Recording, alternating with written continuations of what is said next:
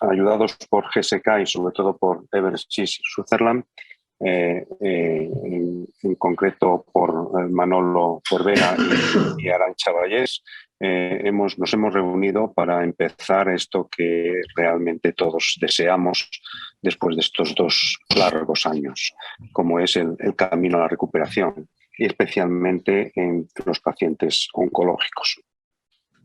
Como dije, le tenemos que dar las gracias a GSK, y aquí está Cristina Enríquez, que es su presidenta, que va a inaugurar conmigo este webinar, y le doy la palabra ya a Cristina. Muchas gracias y buenas tardes a todos y a todas. Quería empezar diciendo gracias a la Fundación ECO y a su presidente, el doctor Rafael López, por darme la oportunidad de compartir con ustedes la inauguración de esta jornada en la que se presenta el informe Camino a la recuperación en la asistencia oncológica después del impacto del COVID-19. Bueno, como mencionaba el doctor López, este trabajo ha sido hecho durante varios meses por un numeroso grupo de expertos multidisciplinares aquí en España, y es consistente con el Plan Europeo y la Estrategia Española contra el Cáncer. El valor añadido de aportar propuestas concretas para reconstruir desde el aprendizaje que nos ha dejado la pandemia. Es que todos vemos la necesidad urgente de recuperar la excelencia en la atención a los pacientes oncológicos que han estado sufriendo retrasos significativos en su diagnóstico y tratamiento en estos últimos 2 años. Además, tenemos también la oportunidad de construir un nuevo modelo asistencial en oncología en el Sistema Nacional de Salud, para que la oncología de precisión pueda desarrollarse en condiciones de equidad y acceso a la innovación. Y para nosotros en GSK es muy importante poder apoyar estos proyectos, porque somos una compañía farmacéutica global guiada por la innovación responsable, y cada día tratamos de unir, como nosotros decimos en nuestro propósito, ciencia, tecnología y talento para adelantarnos a la enfermedad. Porque en este mundo en que está tan transformándose de forma acelerada, tenemos un objetivo muy claro, que es cómo vamos a poder desarrollar soluciones para necesidades médicas no cubiertas, mejorando a través de la investigación la supervivencia y calidad de vida de los pacientes con cáncer. Y bueno, quería comentar un poquito nuestro trabajo en oncología, centrado en el desarrollo de nuevos medicamentos a través de la inmunoncología, terapias celulares, epigenética del cáncer y la letalidad sintética. En España tenemos la suerte de estar entre los 3 países con mayor volumen de investigación clínica, dentro de los 150 en los que opera GSK, y en concreto en hematología y oncología tenemos más de 650 pacientes involucrados en diferentes ensayos clínicos, lo que da oportunidades de tratamiento nuevas a estos pacientes. Estos días, estábamos justo comentando antes de comenzar, hemos presentado en los congresos de la Sociedad Americana de Oncología Clínica y la Europea de Hematología un total de 34 abstracts centrados en los últimos avances de tratamientos aprobados de varias de nuestras moléculas. No voy a entrar al detalle, y así como otras en tratamientos experimentales que demuestran la solidez de nuestra cartera de medicamentos.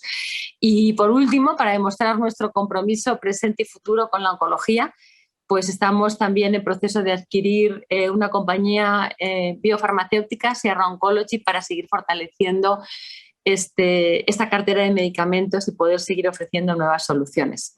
Así que, bueno, con todo lo que he comentado antes, pues quisiera afirmar, ¿no?, desde mi más profundo convencimiento que todos juntos podemos transformar el cáncer en esperanza, que esta es la manera de avanzar. Así que nada más terminar diciendo que estamos muy agradecidos a la Fundación ECO que hayan querido contar con GSK para este proyecto, y que cuenten, ¿no?, con nuestro firme compromiso para seguir trabajando juntos por alcanzar la excelencia en la atención a los pacientes oncológicos. Sin más, muchas gracias, y le cedo al doctor López de nuevo la palabra. Muchas gracias, Cristina. La verdad es que ha sido un placer trabajar estos meses, y voy a compartir la presentación, que esta no era.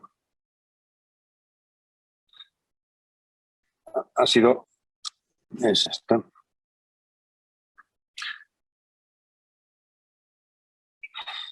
Bueno, pues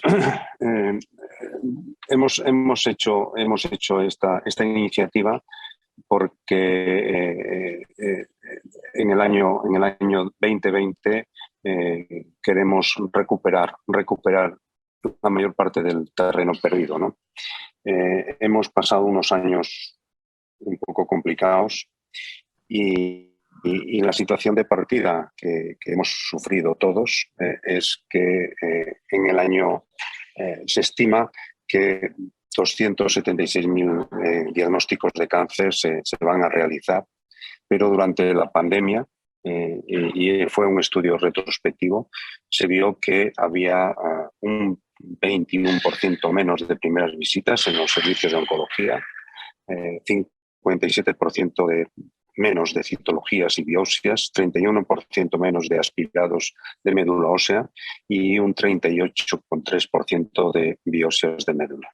Es decir, la pandemia afectó mucho a los pacientes con cáncer y, de hecho, de otra forma más coloquial, los que vemos pacientes, los oncólogos y los hematólogos que vemos todos los días pacientes, todavía nos encontramos las consecuencias de estos 2 años de alteración del sistema de diagnóstico y tratamiento de los pacientes con cáncer. Y el cáncer, sin duda alguna, es el mayor problema sanitario al menos del mundo occidental, y pensamos que era un excelente momento para volver a priorizar el cáncer dentro de nuestro sistema. Como ha dicho la presidenta de GSK España, este proyecto del camino a la recuperación se basa en la Estrategia Nacional del Cáncer y, sobre todo, es muy concordante con el Plan Europeo de Lucha contra el Cáncer, que se aprobó en febrero y que está pendiente de difundirse y producir todas las directivas que van a intentar conseguir ahorrar 3 millones de vidas de aquí a los próximos 7 años. O sea que es un plan realmente ambicioso que la Comunidad Europea está empeñada en sacar adelante, porque representa el mayor problema sanitario en nuestra sociedad. La metodología que utilizamos es una metodología clásica. Cogimos un panel de expertos de todas las áreas de profesiones que tienen que ver con el cáncer, desde hematólogos, patólogos, medicina de familia, farmacia hospitalaria, pacientes, enfermería, gestión sanitaria y, evidentemente, oncología radioterápica, quirúrgica y oncología médica. Este grupo de expertos, muy bien guiado, como dije, por Arantxa Vallés y Manolo Cervera, y tras varias reuniones produjo un documento de consenso que voy a presentar aquí las conclusiones. Para ponerle nombre a los participantes, los dividimos en 3 grupos. Uno en grupo de asistencia de calidad, que fue el más numeroso, y aquí tienen todos los participantes. Grupo 1 lo lideraba Vicente Guillén, con Ruth Vera, que está con nosotros, Ramón García, que también está, Jorge Contreras, Jacobo Cabañas, Mariluz Amador, Ana Rodríguez Cala, Olga Delgado, José Soto y Dolores Fernández. El grupo B, porque este es un grupo muy importante de calidad, estaba Álvaro Rodríguez Lescure, el presidente de la SEON, Andrés García Palomo, José Luis Rodríguez Peralto, José Polo, Paloma Casado y José Martínez Olmos. El grupo de innovación e investigación, liderado por Jesús García Foncillas, también con nosotros, lo estaba compuesto por Carlos Camps, Guillermo López Vivanco, José Bustelo y Estela Moreno. Y el grupo 3, con formación continuada de excelencia, liderado por Dolores Isla, con Antonio Rueda, Ana Sureda, Ángeles Peñuelas y Fátima Santaolalla. Y el documento lo resumimos en unas conclusiones, que es lo que voy a presentar aquí durante los próximos 15 minutos. Bueno, la primera conclusión, y es lógica después de estas reuniones, es reiniciar con urgencia los programas de cribado y diagnóstico precoz de forma equitativa en todas las comunidades autónomas. Hay que insistir en que hay que reiniciar con relativa urgencia todos los programas y en todas las comunidades, porque hay un desbalance todavía importante en algunas comunidades con respecto a otros. La segunda conclusión es poner en marcha las medidas extraordinarias que permitan acelerar el diagnóstico de tumores aún no diagnosticados a consecuencia de la crisis del COVID. Estos tumores todavía están, o estos pacientes, mejor dicho, con los tumores, todavía están en algunas listas de espera. Es cierto que en diferentes grados, según áreas, según hospitales o según regiones, pero que existe un número no cuantificado y probablemente no cuantificable de pacientes que están esperando al diagnóstico y al tratamiento. La tercera conclusión de este plan de choque, que es realmente una urgencia nacional, es incorporar la innovación terapéutica en estos meses que no ha podido ser incluida en la cartera básica del Sistema Nacional de Salud. Todos hemos visto que, y como es lógico, todo el sistema, todo el mundo se volcó a intentar minimizar los efectos de la infección por el virus, el coronavirus, y se dejaron de hacer, porque no se pueden hacer todas las cosas, otras acciones, entre ellas incorporar fármacos, atender a los pacientes, diagnosticar a los pacientes con cáncer y con otras enfermedades también. Y la cuarta conclusión es dotar de un plan de choque de recursos económicos y humanos necesarios para implementar estas medidas. Es clave, y todos hemos visto que también la Unión Europea ha puesto fondos extraordinarios en una cantidad importante para todas las naciones europeas para afrontar y fortalecer el Sistema Nacional de Salud, y entre ellos recuperar todo lo posible de este tiempo que en cierta medida lo hemos perdido. Como también decía Cristina,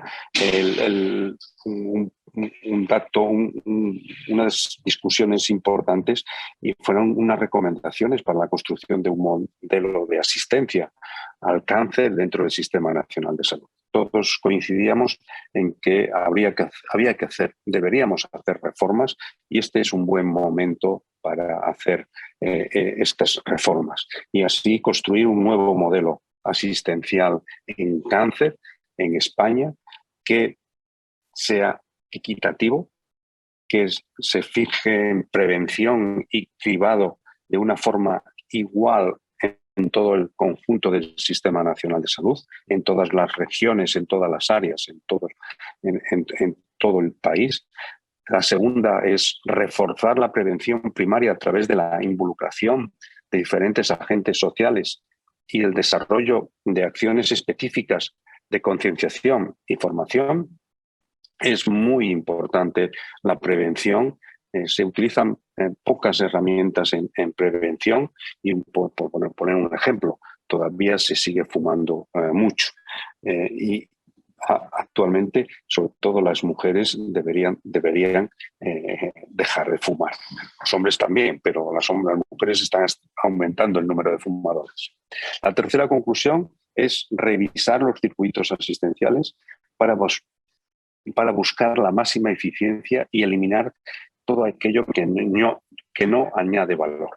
Está claro que tenemos unos circuitos, que estos circuitos van progresando y que hay veces que utilizamos acciones que no aportan, y que esto permitiría recuperar valor, recuperar dinero para invertirlo en lo que sea más eficiente. La cuarta es completar la digitalización del Sistema Nacional de Salud para permitir una información al paciente se encuentre disponible en cualquier momento que sea necesaria. Por ejemplo, la telemedicina se tiene que desarrollar de una forma mucho más amplia de lo que hemos hecho hasta este momento, donde hemos utilizado mucho el teléfono, pero hemos utilizado poco los sistemas de telemedicina que ya están disponibles o están disponibles en casi todos los sistemas regionales de salud. La quinta es acelerar el acceso a la innovación farmacoterapéutica de valor clínico. Como comentaba también Cristina, hace poco en el Congreso americano se han presentado con un inmunoterápico oncológico nuevo, un 100% de respuestas en un grupo muy seleccionado de pacientes con cáncer de recto, y se ha evitado la cirugía o se está evitando la cirugía.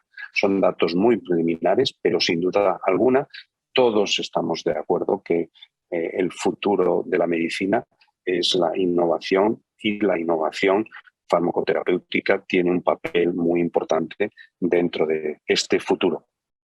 El sexto es apostar por la necesaria renovación tecnológica de atención al cáncer en España, en todas las diversas partes del proceso asistencial del cáncer, desde la telemedicina hasta los procesos diagnósticos, preventivos y terapéuticos, incluyendo, por ejemplo, los sistemas robóticos o los nuevos aparatos de radioterapia, que hemos tenido la fortuna de una donación de Amancio Ortega, y va a ponernos a España como un país con una alta carga de protones, o probablemente la mayor de toda Europa. La séptima conclusión es implantar medidas de coordinación entre los niveles asistenciales. Necesitamos estar mucho más coordinados dentro del hospital, pero también entre los hospitales y con atención primaria. Es clave que haya una alta coordinación para que nos lleve a tener resultados efectivos. Y la octava es desarrollar una red de centros de asistencia oncológica de alta complejidad.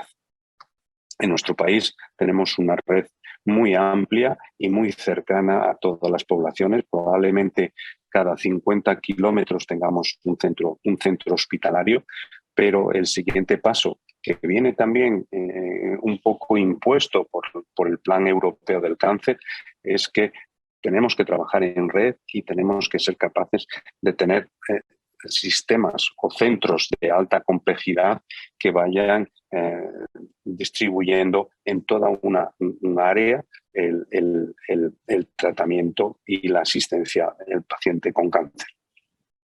La novena conclusión es impulsar y acordar y desplegar un plan de biomarcadores para el Sistema Nacional de Salud. Sin duda alguna, y después lo veremos con más detalle, la medicina de precisión se basa en biomarcadores. Los biomarcadores, que todavía no están contemplados en su gran mayoría, y está siendo difícil incorporarlos a todo el Sistema Nacional de Salud, son clave para utilizar los fármacos de futuro en esto que llamamos la medicina de precisión o la oncología de precisión. Y para ello también es necesario elaborar un plan o una estrategia para realizar la medicina de precisión en todo España. Se han tomado iniciativas a nivel político. Algunas comunidades están empezando a tomar iniciativas, pero necesitamos que a nivel global todo el país tenga toda una estrategia o todo un plan para desarrollar la medicina de precisión, la oncología de precisión, como hacen otros países o como tienen la mayoría de nuestros países de nuestro entorno. La onceava conclusión es impulsar un plan de investigación específico en oncología. La oncología o el cáncer y repito, es probablemente el mayor problema sanitario, o es el mayor problema sanitario en el mundo occidental en el que estamos, y para combatir o para avanzar cuando hay problemas, la investigación y la innovación es clave. Y la 12ª conclusión es poner en marcha iniciativas y foros para el impulso de la colaboración público-privada. Es otra de las carencias que el plan europeo nos va a obligar a trabajar más estrechamente lo público y lo privado, colaborar mucho más, porque va a ser la forma de avanzar. La 13ª conclusión es promover la difusión de la información veraz a la opinión pública y fomentar la formación de los pacientes con cáncer. Está claro que la información es el poder a día de hoy y que necesitamos que haya pacientes que estén formados y que participen en todos los procesos de decisión, desde los planes estratégicos o los planes de acción hasta en los hospitales, los comités, los ensayos clínicos. O sea, el paciente tiene que ser una parte importante y necesitamos su feedback. La 14ª conclusión es abordar los retos de formación en oncología para los profesionales sanitarios y asegurar el tiempo y los recursos para acceder a ello. Tenemos que tener profesionales en todos los campos que interviene el proceso del cáncer, profesionales muy bien formados para que tengan una asistencia y una investigación de alta calidad. Y finalmente, mejorar la dotación presupuestaria de sanidad y en concreto de la atención del cáncer para acometer los cambios estructurales que el sistema necesita. Está claro que sin dinero, sin un presupuesto extraordinario, como ya he repetido, la propia Unión Europea ha puesto al servicio de todas las naciones para fortalecer la sanidad y, como no, dentro de la sanidad el punto más importante es el cáncer. Y ese presupuesto hay que empezar a utilizarlo para tener un sistema realmente potente y grande. Tengo que dar las gracias, como ya dije, a RC Sutherland en salud por todo el apoyo, tanto logístico como de redacción, que nos ha facilitado. Y sin más, vamos a pasar, como vamos muy bien de tiempo, vamos a pasar a la mesa redonda que moderará el doctor Jesús García Foncillas, que es vicepresidente de la Fundación ECO y es profesor de la Universidad Autónoma y jefe de servicio de oncología de la Fundación Jiménez Díaz. Cuando quieras, Jesús.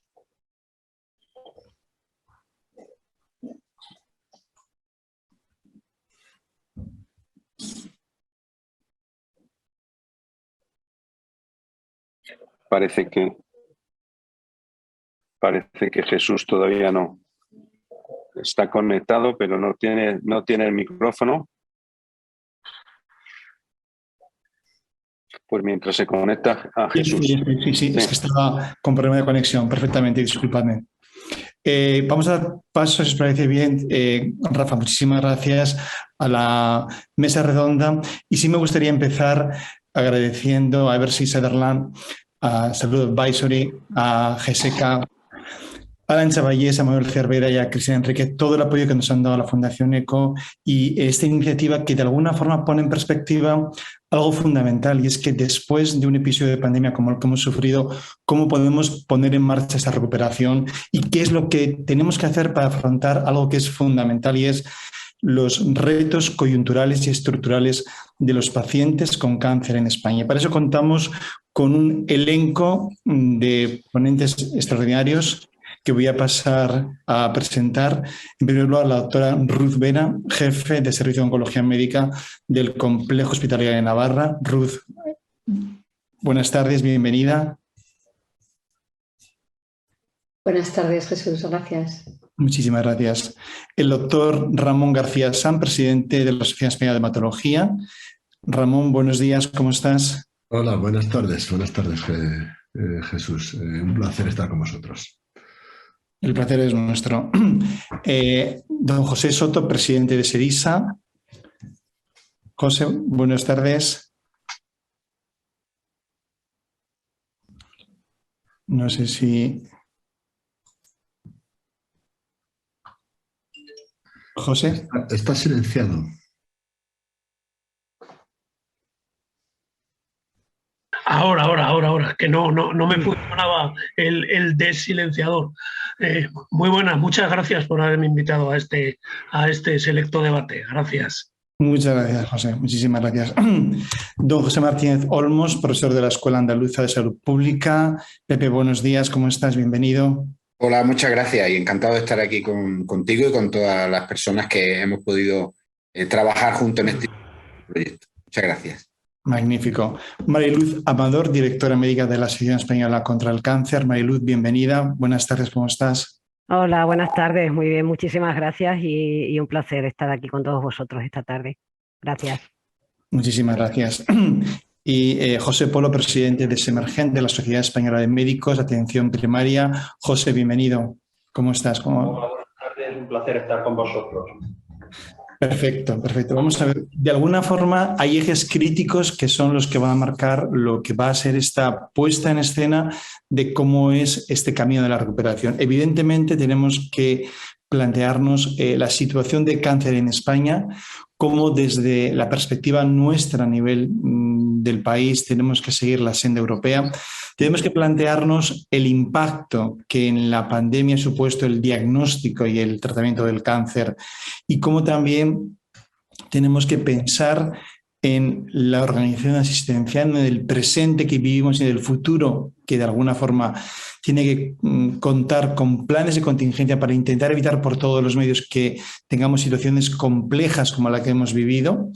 De alguna forma es cierto que hay que plantearse adaptar el Sistema Nacional de Salud para dar respuesta a las necesidades de la atención oncológica y tenemos que también entrar en detalle en cuáles son las necesidades del paciente y cuál es el impacto que de alguna forma el paciente ha sufrido con todo el efecto de la pandemia en el diagnóstico, en el tratamiento de cáncer. Y punto muy importante, poner énfasis, maximizar el papel de la atención primaria en la prevención y en el diagnóstico precoz. Todo ello, evidentemente, suponen retos claros que son parte de este camino de la recuperación. Y por ir por orden, vamos a empezar, si me permitís, por ti, Ruth. De alguna forma, Ruth, en este febrero de 2021 se puso en marcha el Plan Europeo contra el Cáncer, plan que de alguna manera propone un abordaje moderno de la enfermedad, un abordaje centrado en el cuidado del paciente, donde se enfatiza el papel de las nuevas tecnologías, de la innovación, de la investigación. Un mes después de esta puesta en marcha, en marzo de 2021, se aprobaba la actualización de la Estrategia Nacional del Cáncer para el Sistema Nacional de Salud. De alguna manera, comentaba yo antes que tenemos que ir incardinados en lo que es nuestro espacio natural, que es Europa. Y desde tu punto de vista, Ruth, ¿cómo ves o qué puntos tú crees que la estrategia española sigue la senda europea y en qué aspectos crees que deberíamos mejorar en esta perspectiva de acomodación al contexto europeo? Hola, pues el primero, buenas tardes a todos otra vez. Muchas gracias, Jesús, y bueno, muchas gracias pues a GSK, a la Fundación ECO. Creo que haber participado hoy es un estudio muy importante el que hemos trabajado. Y para entrar ya un poco en tu pregunta, Jesús, efectivamente, principios del 2021 tenemos un plan europeo contra el cáncer. Yo creo que es un hito, ¿no? Y además demuestra la importancia que le da Europa a una enfermedad. Yo creo que es muy relevante. Y un mes después, la Estrategia Nacional del Cáncer, ¿no? En la que algunos de los que estamos aquí estamos trabajando dentro de ella, bueno, pues decidimos actualizar ¿no? Los datos o hacia dónde iba o hacia qué líneas queríamos que fuera también la oncología o la atención al cáncer en España. Obviamente se rige por los mismos parámetros. No podía ser de otra forma que las líneas estratégicas, yo te diría que son las mismas. Luego, otra cosa, podemos entrar un poco brevemente en detalle en cada una de ellas, es hasta qué punto están desarrolladas o qué impacto también ha tenido la pandemia en la implementación de todas estas líneas. La primera, yo creo que hay cuatro líneas que diría que son las que enmarcan tanto el Plan Europeo como la Estrategia del Cáncer. Por una parte, la promoción y prevención. Yo creo que en Europa una de las primeras cosas que se marca es esa corresponsabilidad, ¿no?, de la población para intentar, como quizá uno de los métodos más importantes de disminuir la incidencia del cáncer es la promoción a la salud, ¿no?, la promoción y la prevención. Yo creo que esto coincide plenamente con nuestra estrategia nacional. Europa se marca un hito contra el tabaco desde llegar a un menos de un 5% de fumadores en el 2040. No sé en España cómo estaremos para llegar a ese hito. No sé si lo vamos a conseguir, pero evidentemente este es un hito fundamental. Pero también otros aspectos de promoción de la salud, como son el ejercicio, obesidad, alimentación. Y sí que lo marca como una de las cosas más importantes para disminuir la incidencia. La siguiente importante es el cambio en el modelo asistencial. Y esto también en nuestra estrategia nacional está referido. No podemos seguir con el modelo asistencial que tenemos para tratar esta enfermedad. Somos todos conscientes del gran nivel de conocimiento, de la multidisciplinaridad, de la necesidad de trabajar en equipos muy formados, cada vez más expertos y de muchos factores que influyen. Con lo cual, ese modelo de estructura y de atención al cáncer, esa estructura hay que modificarla. El Plan Europeo nos dice, además, de hacer centros holísticos o de referencia o de atención al cáncer, ¿no? O centros, como ya se ha comentado antes en los resúmenes del informe que hemos construido. Eso implica a un modelo de cambio, comunidades autónomas, centros de referencia, circuitos, y además que incluyan financiación, ¿no? También estamos trabajando en los CESUR desde hace muchos años. Los CESUR se han vuelto a reactivar otra vez como otro modelo de encontrar, pues, centros de asistencia para actividades o para tratamientos o diagnósticos más complejos. O sea que tendremos que ir trabajando en esos modelos, ¿no?, de centros de atención específica del cáncer. Esa sería la segunda. Por intentar resumir, la tercera es el tema de datos, digitalización. Tenemos que ir a digitalizar nuestro país completamente. Ahí sí que tenemos muchas diferencias entre comunidades autónomas, incluso dentro de hospitales de diferentes comunidades autónomas, pero Europa nos pone en la senda de digitalizar nuestra asistencia para poder tener también datos y también para poder tener resultados en salud, que es otra de las cosas que se nos va a pedir y que se va a pedir a estos centros. Y luego, por último, diría, pues, innovación, incorporación de innovación, de investigación, innovación farmacológica. Bueno, seguro que luego vuelve a salir, pero estamos de forma repetida, repitiendo, valga la redundancia, de que estamos en la cola de muchos países europeos en cuanto a modelos de acceso a innovación, con lo cual hay también de acceso a nuevos tratamientos, a nuevas terapias y etcétera, que van vinculados a esa estrategia de oncología de precisión con incorporación de un modelo también de incorporación de biomarcadores para mejorar ese acceso, ¿no? Entonces, bueno, yo diría en resumen, líneas estratégicas europeas son las que están marcadas en nuestro país. Creo que están marcadas también las estrategias de las comunidades autónomas. No tenemos financiación, o sea, habrá que pensar en tener financiación como marca Europa y tenemos todavía, pues, un largo trayecto, ¿no?, para no quedarnos en la cola de Europa, sino ponernos en la cabeza de Europa. Ruth, perfecto. Yo sí me gustaría, a colación de lo que estabas comentando, de alguna forma enfatizar algo y pedirte de alguna manera tu opinión al respecto. Y es desde el punto de vista clínico y fundamentalmente de acceso a la innovación. Y cuando hablo de innovación me refiero a innovación diagnóstica, y en el campo de cáncer es un factor crítico, e innovación farmacológica. Me gustaría que reforzaras un poco en qué punto se encuentra España con respecto a los países europeos que deben ser nuestra referencia. ¿Cómo estamos en innovación tecnológica, diagnóstica y farmacológica?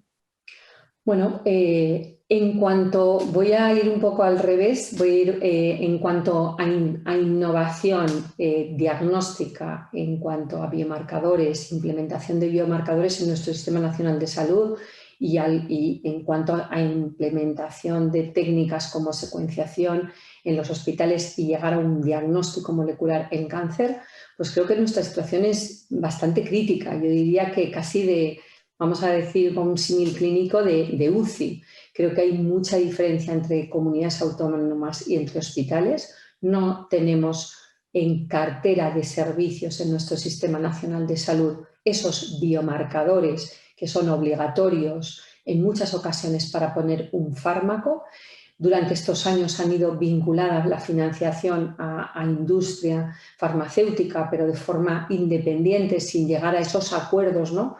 Como comentaba, una cosa es colaboración público-privada organizada y otra cosa es esa colaboración público-privada, diríamos, desorganizada, que es la que quizá hemos tenido en los hospitales, ¿no?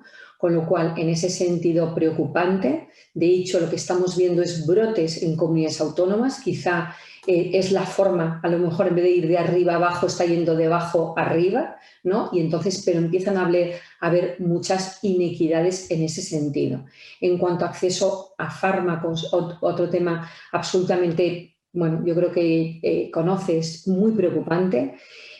Pues los datos que manejamos son esos 453 días, ¿no? De media, desde autorización de comercialización en Europa hasta que podamos tenerlos accesibles en nuestro país. Mientras, tengo aquí los datos, pues los 120 de Alemania ¿no? Y mucho menos incluso en algún otro país. Yo creo que esas diferencias, bueno, son también una alerta y una alarma que además yo creo que la pandemia COVID pues la ha puesto todavía más de manifiesto y esos tiempos cada vez son más largos, ¿no? Entonces, bueno, pues yo creo que esa sería un poco mi apreciación. Perfecto, Ruth, muchísimas gracias. Ramón, buenas tardes. Permíteme que de alguna forma empecemos comentando algo que es el impacto de la pandemia en la actividad del día a día, en la actividad de prevención, en la actividad de diagnóstico, de tratamiento, de patologías que son distintas al COVID, pero que de alguna forma trascienden y que en la experiencia clínica, desde la vertiente hematológica, desde la vertiente oncológica, hemos percibido o estamos percibiendo que ha habido un cambio y que de alguna manera ese impacto del COVID se ha trasladado tenemos la impresión que se ha trasladado desde el punto de vista de que ha afectado a los pacientes con cáncer y que puede de alguna manera implicar o bien diagnósticos más tardíos o bien situaciones de enfermedad más avanzadas. En tu experiencia clínica y en lo que de alguna forma es lo que vivimos en el entorno de nuestra clínica de todos los días, de nuestro entorno hospitalario de todos los días, ¿cuál es tu impresión? ¿Cómo ves que este impacto de la pandemia se ha trasladado a efectos de diagnóstico y a efectos de situaciones de enfermedad más avanzada? Bueno, muchas gracias a todos por la invitación. Gracias a GSK y a Eversen Sutherland por haberme invitado. Gracias a ti por la presentación. Y bueno, pues en el campo en el que nos movemos, en el día a día clínico, el impacto fue tremendo. Sobre todo en los primeros momentos, hubo una sensación de soledad y de situación horrible, grandísima. En un estudio que hicimos varias sociedades, junto con la Sociedad Española contra el Cáncer, se llegó a ver que hasta había una reducción en el número de diagnósticos del 20%, del 20-25%, con lo cual 1 de cada 4 o 5 personas que tenían cáncer en este país, pues seguían con el cáncer y no lo sabían. Esto fue uno de los hallazgos más relevantes.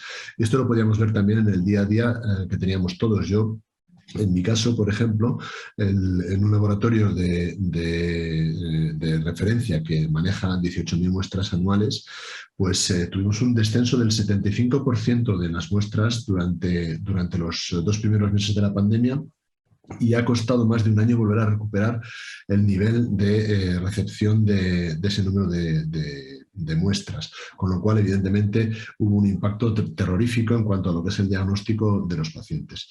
Y en cuanto a la llegada después de enfermedades más avanzadas, lo cierto es que todavía no hay estudios completos y únicamente podemos hablar de sensaciones personales o de situaciones que podemos tener cada uno. También es cierto que es muy complicado conseguir desarrollar eso, pero sí que todos tenemos la sensación de que estamos viendo pacientes con enfermedad más avanzada. En mi caso, por ejemplo, casos de linfoma de Hodgkin, que con frecuencia prácticamente el 60-70% de los pacientes jóvenes que diagnosticamos con linfoma de Hodgkin tienen una enfermedad precoz. Puedo decir que en el último año no he visto ningún paciente con enfermedad en estadio precoz.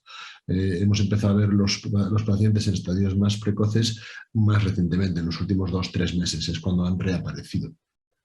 Y eso además afectó también a todo. Afectó también, por ejemplo, a los ensayos clínicos, que se vieron perjudicados en 2 vías muy relevantes. Hubo un problema de falta de reclutamiento porque no había pacientes y no se podían llegar y no podíamos empezar ensayos clínicos nuevos. Y el otro problema que hubo fue una desviación excesiva hacia el lado del COVID, con la aparición de ensayos y estudios, cada vez más estudios y de menor calidad, con lo cual se vio un impacto tremendo en este aspecto de en lo que son la atención a los pacientes. Afortunadamente esto poco a poco se ha ido recuperando. Quiero decir que realmente sí que hemos entrado en ese camino de la recuperación. En el caso concreto del diagnóstico, puedo decir que ya en el año 2021 volvimos a superar el número de muestras que teníamos con respecto al 2019. Es algo que siempre estamos viendo, es algo continuo, y van aumentando en torno a un 5 o 10% cada año el número de muestras, y digamos que en ese año 2020 prácticamente volvemos a recuperar esa línea después del del 2021, después del bache del año 2020.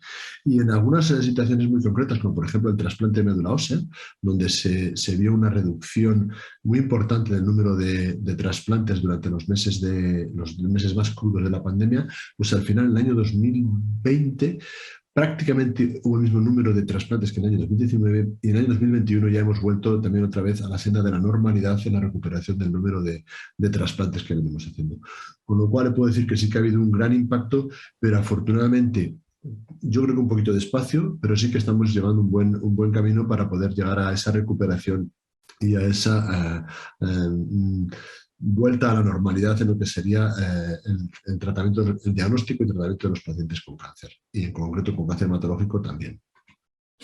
Ramón, el grupo de expertos que hemos participado en este documento 2022 Camino a la Recuperación, hemos propuesto la puesta en marcha de un plan de choque que de alguna forma adopte medidas que busquen paliar el impacto de la pandemia en el diagnóstico y en el tratamiento del cáncer, ya sea tumores hematológicos o tumores sólidos.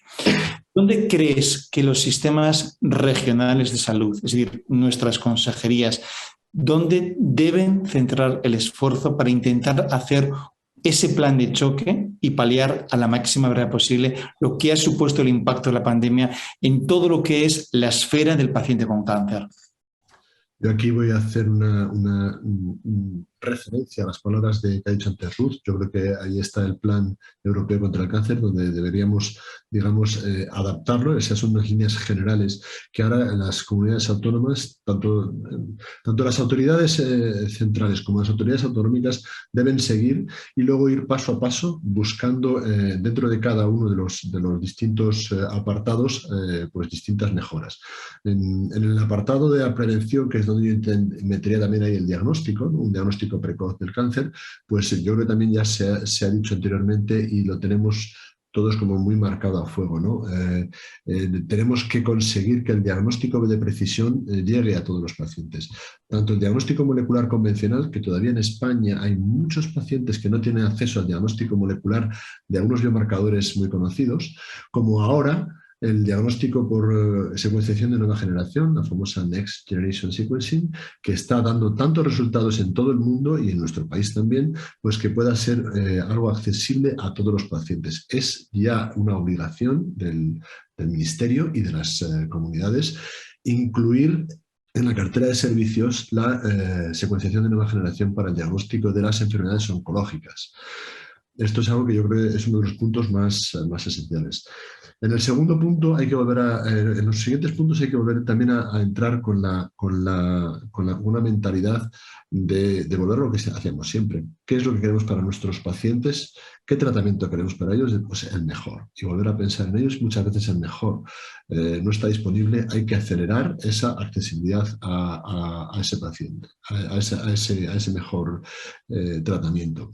Y para ello, pues tenemos que volver a recuperar completamente todo el acceso inicial a los mejores ensayos clínicos que teníamos, volver otra vez a tener ensayos en cantidad y en calidad, y eso nos va a permitir después recuperar gran parte de ese acceso que muchas veces no tenemos por el sistema convencional y tenemos un acceso a través de ensayos clínicos para los pacientes. Y por supuesto la aplicación de lo que se ha aprendido con esos ensayos clínicos. Obviamente la accesibilidad a los fármacos, y no solo a los fármacos, sino a todos los dispositivos que tenemos, pues hay que empezar a tener robots de cirugía en todos los hospitales, el acceso a la mejor radioterapia en todos los hospitales. Creo que es algo que debemos, no para todos los hospitales, pero sí para todos los pacientes, aunque eso a veces conlleve la necesidad de desarrollar redes y sitios a los que tenga que desplazarse el paciente, porque muchas veces no puede estar todo en todas partes. Y, repito, favorecer ese acceso ya también a los fármacos nuevos que hoy por hoy está bastante enlentecido. Es un reto para nuestro sistema volver a poner en práctica un sistema que permita que los pacientes los fármacos útiles lleguen a los pacientes cuanto antes. Y bueno, pues todo el resto de las cosas que ha comentado Ruth, pues mejorar la organización asistencial, apoyar la digitalización, que es algo que nos seguirá veniendo bien, y hacer un buen apoyo telemático a todos los centros para que se puedan mejorar todos los sistemas de acceso a ese médico, aunque esté a distancia, por parte de los pacientes. Y ya como final del todo, pues diría que sería volver otra vez a insistir en que nuestra diana real es el paciente. Tenemos que pelear por él y volver a mejorar todo por el paciente. Perfecto, Ramón. Muchísimas gracias. En esta mesa extraordinaria de ponentes tenemos 3 Josés, con lo cual permitidme que voy a empezar por José Soto. Buenas tardes, José. Siempre es un placer tenerte y compartir contigo una mesa, la verdad. Igualmente, Jesús. Permíteme que te plantee algo que es esta tendencia actual que hay en la atención oncológica en Europa, que de alguna forma pivota en un modelo asistencial que busca el trabajo en red, que busca de alguna forma contar con una estructura organizativa distinta. Tú sabes perfectamente, José, que en Madrid se está poniendo en marcha algo que va en esta línea, que es el famoso RON, la Red Oncológica de Madrid, y que de alguna forma es un objetivo el trabajar en red, el trabajar con una estructura que busca esa organización asistencial. Pero en ese contexto que se describe en el Plan Europeo contra el Cáncer, que es esta estructura de sistema organizativo que va más allá de la estructura actual y que implica una conexión en ese trabajo en equipo, en esa capacidad de generar nodos súper especializados, ¿cómo ves tú?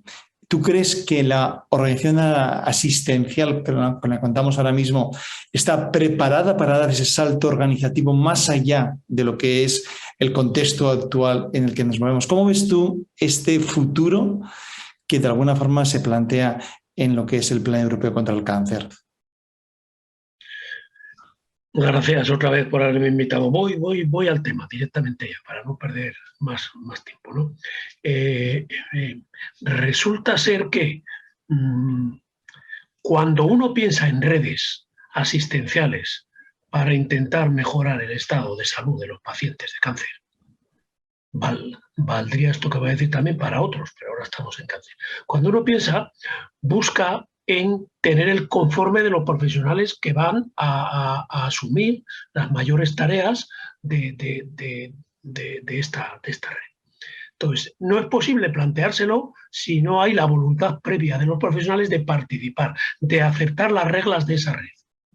Y muchas veces no es así. ¿Por qué no es así muchas veces? No por culpa de los profesionales, sino por culpa de las condiciones que se expresan desde la gestión, desde las direcciones de las consejerías o desde las direcciones de los hospitales, muchas veces por no explicitar, por no buscar el consenso, por tratar de imponer las normas, las prácticas, eso hay que desecharlo. Eso hay que desecharlo inmediatamente, porque entonces no se podrá avanzar nada. Hay que ser conscientes también, y yo creo que se es consciente en Madrid de esto, de que no hay solo un cáncer. No hay solo un cáncer, el mismo para todos, repetido en todos, que responda a las mismas características en todos los casos y que responda a las mismas terapias en todos los casos, sino que cada cáncer en una persona es singular. Lo que pasa que no por eso se debe dejar de manejar conceptos como la integralidad de los procesos, desde que se inician los síntomas hasta que se decide darle el alta de un proceso reagudizado o de un proceso agudo de cáncer, o en su defecto cuando se logra cronificar el cáncer, que algunas veces lo lográis, cronificar, bueno, algunas veces, muchas veces, que digo algunas yo, muchas veces.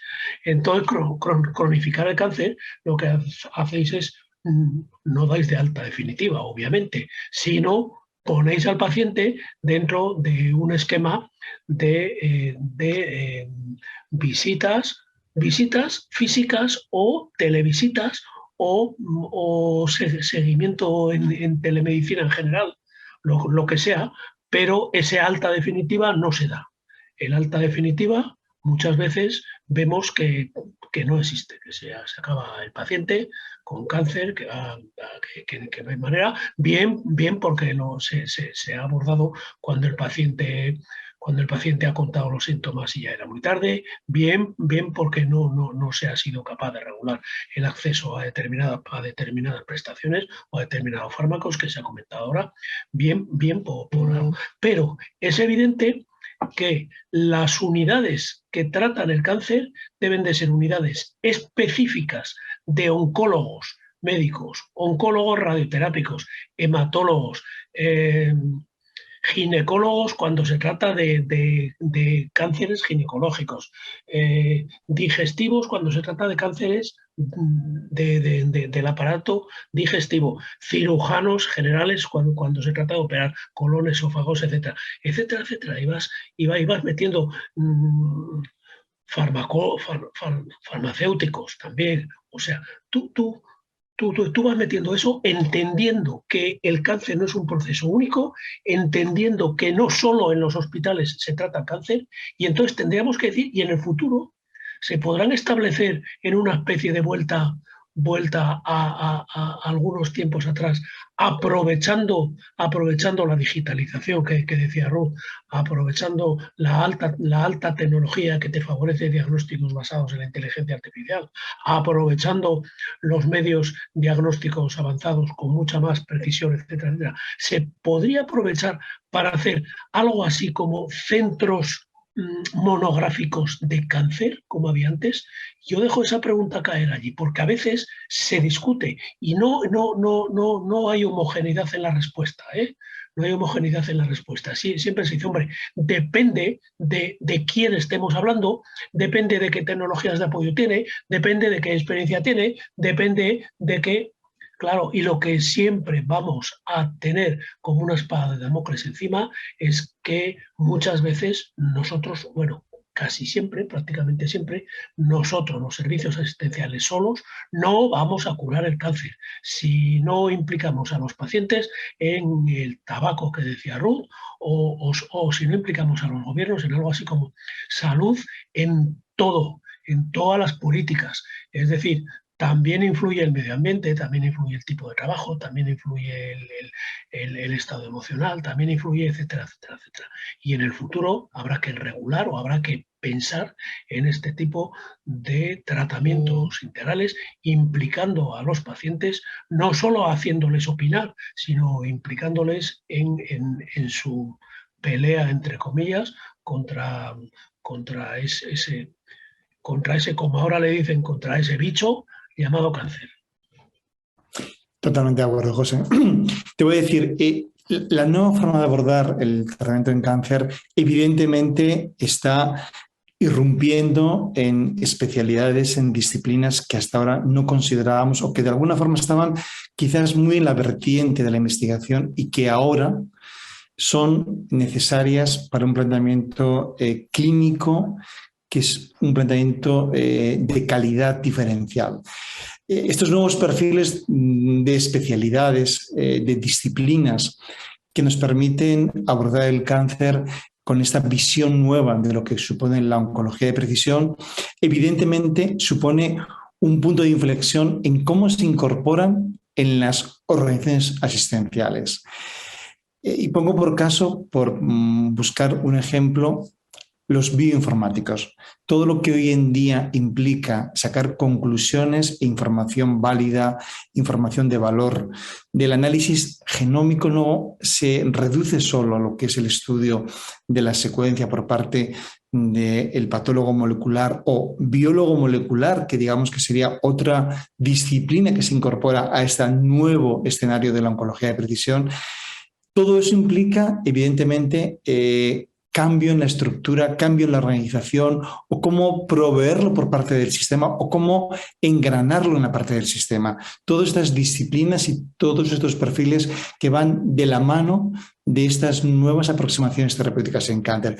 José, ¿cómo ves tú que podemos implementar, que podemos incorporar a todo ese conjunto, a toda esa playa de especialistas y de disciplinas en este nuevo concepto de la organización sanitaria en foco en cáncer que tenemos que empezar a acometer en nuestro entorno? ¿Cómo lo ves tú? Se están incorporando en algunos sitios poco a poco, ¿eh? Ya hay básicamente centrados en contratos ofrecidos desde las fundaciones de investigación, institutos de investigación, etcétera, puesto que no se han recogido en las plantillas de los centros, por lo menos de los centros públicos hasta ahora, en las plantillas asistenciales, y por tanto se está aprovechando huecos, posibilidades que te da la investigación para por ahí contratar. No solo para dedicarse a aportar conocimientos, experiencias distintos a la investigación, sino también a los procesos asistenciales o al tratamiento asistencial. Yo he estado esta mañana en otro acto en donde he oído hablar a José Antonio Marina, filósofo, y me he quedado pensando, igual un filósofo, y yo no digo en cada hospital, pero un filósofo en servicios centrales también podría valer para interpretar el valor de la vida, e interpretar el valor de la salud, y para entender por qué hay gente que no quiere someter su cuerpo a más tratamientos, y hay gente que se aferra hasta el último suspiro, y por qué hay gente que lo que quiere es, cuando le dan un golpe moral de usted tiene cáncer con metástasis y no sabemos cómo vamos, que los hay. A mí hace una semana se me murió un primo que desde el primer diagnóstico de cáncer hasta la muerte ha durado 8 días. Solo, o sea, pues a lo mejor hay gente que valora más no sufrir y prefiere el suicidio. Y entonces tendríamos psicólogos que ya tenemos en los hospitales, tendríamos también, ¿por qué no? Insisto, entender la vida, pues psicoanalistas, psiquiatras, que los hay también, evidentemente, dedicados más al proceso de convencimiento de lo importante que es la salud, pero también un sociólogo o un filósofo que entienda el reaccionar de las personas antes que del enfermo, o de las personas enfermas, o de las personas sanas que tienen miedo de estar enfermos.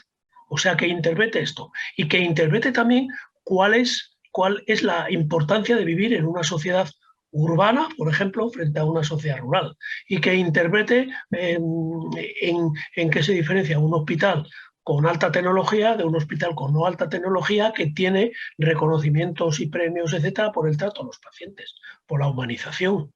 Eso sí, pero no te olvides tampoco, Jesús, de que también estamos diciendo, ¿y los matemáticos? Para el estudio y el diseño de los procesos de bioingeniería, que no solo es de bioingenieros, y los matemáticos, y los estadísticos, que tienen la misma función. El tratamiento de los datos se ha convertido en un reto para todos, en un reto que lo habéis dicho, que está en el plan europeo también. El correcto tratamiento de los datos y las posibilidades que te da entrever el futuro a través de los datos que ahora mismo tienes, eso está suponiendo ya un cambio brutal en la perspectiva de un cáncer en un paciente. Completamente de acuerdo contigo, 100% de acuerdo contigo, José. Muchísimas gracias. Pasamos a José Martínez Olmos. José, buenas tardes.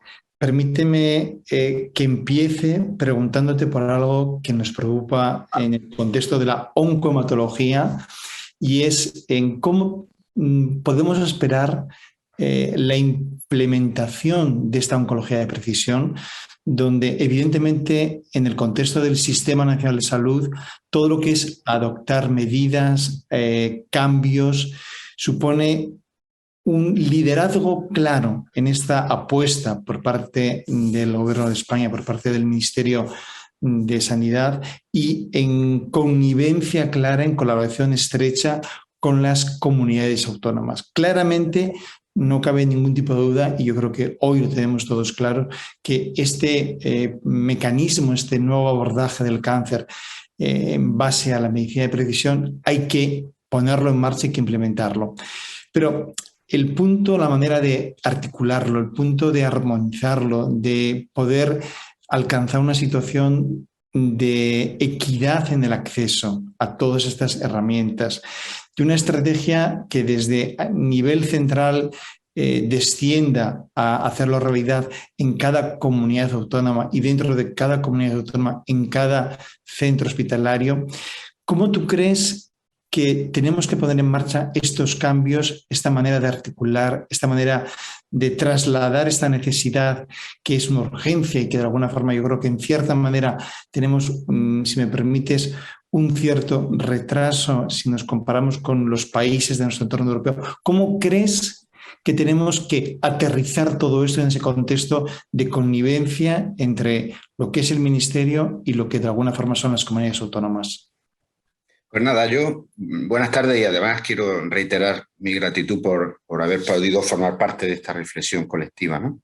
Y creo que esta reflexión la tenemos que hacer sobre la base de entender que el contexto es complicado, porque yo creo que el sistema sanitario es más frágil que antes a la hora de hacer proyecciones estratégicas. Y hablo del sistema sanitario, lo quiero subrayar, Ministerio y comunidades autónomas. Yo lo veo más frágil para hacer proyecciones estratégicas que antes.